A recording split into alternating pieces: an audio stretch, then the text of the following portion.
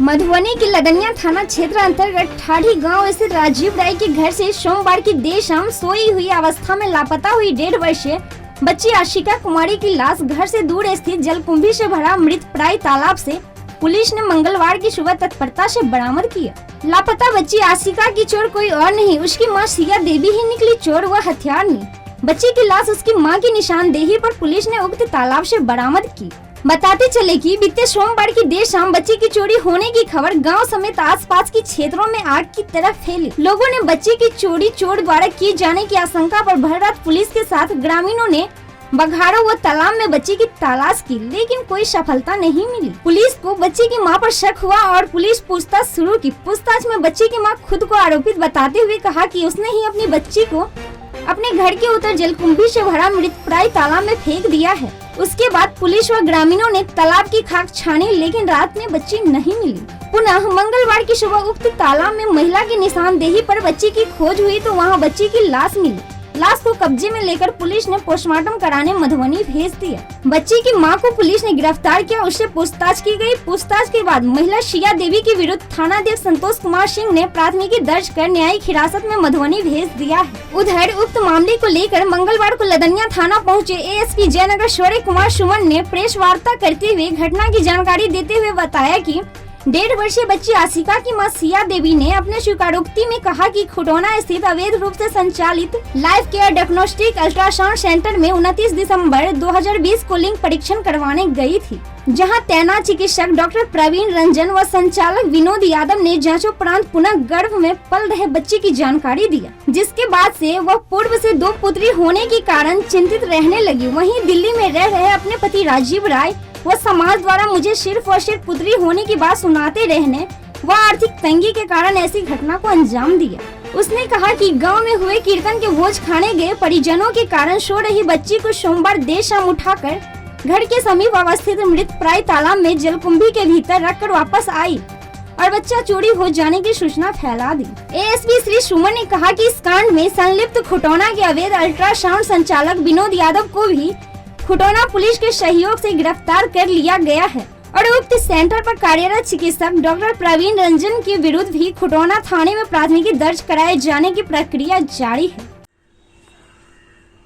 अभी हम लोग भी देखे हैं 2-3 रोज पहले हम लोग को भी पता चला है लदनिया ब्लॉक का यह मैटर है। एक महिला को 3 लड़की लगातार पैदा हुई, चौथा फिर था गर्भ में और उसका जो अल्ट्रासाउंड करवाने के लिए गई मैंने भ्रूण परीक्षण उसको कहिए, लड़का है लिंग परीक्षण जो लड़का है या लड़की है जो है, तो उसमें शायद हमको लगता है जो बरगला के इसको बोला गया है उस महिला को जो फिर आपको लड़की ही होगी। यह बात का गांव में जैसे ही चला तो हमारा मानसिक एक बनाव है, वातावरण जिसको कहते हैं या परंपरा उसको कहिए, तो उस लेकर के इस औरत को इतना मानसिक और शारीरिक दोनों टॉर्चर हुआ। ताना जिसको कहते हैं, हम लोग कहते हैं छिटाकसी करते हैं उसको, तो ताना कसी छिटाकसी इतना हुआ जो अब मानसिक संतुलन खो दी। तो लगातार बेटी पैदा, जिसमें खास करके हम एक चीज कहना चाहते हैं समाज से, औरत की इसमें कोई कहीं मैंने दिक्कत नहीं है। कोई अगर हम औरत को कहती है जो या कहते हैं जो आप लगातार बेटी ही पैदा करती हो, आप ये हो, तो उसमें औरत का दोष नहीं है। उसमें दोष अगर है कहीं तो एक तो प्राकृतिक का, दूसरा मर्द का। हम औरतों का सिर्फ एक कीटाणु होता है और पुरुष में 2 होता है। औरत के सिर्फ X होती है और मर्द में XY होता है। अगर XX का माने ये होता है जीवाणु का जो टकराव होता है जो ज्यादा शक्तिमान है, उसका अगर हुआ तो उसमें लड़का होगा। XY का अगर हो गया, Y ज्यादा शक्तिशाली है तो वहां लड़की का पैदा होना ये है। इसमें औरत का कहीं कुछ नहीं है। हमारा मानसिकता, सामाजिक मानसिकता ऐसा बन गया है जो हर कुछ में औरत ही दोषी, औरत को ही दोषी ठहराया जाता है। तुम बेटी पैदा करती हो, तुम कुलक्षणी हो, तुम ये हो, डैन कह के औरत का प्रताड़ना, हर कुछ से औरत ही मजबूर।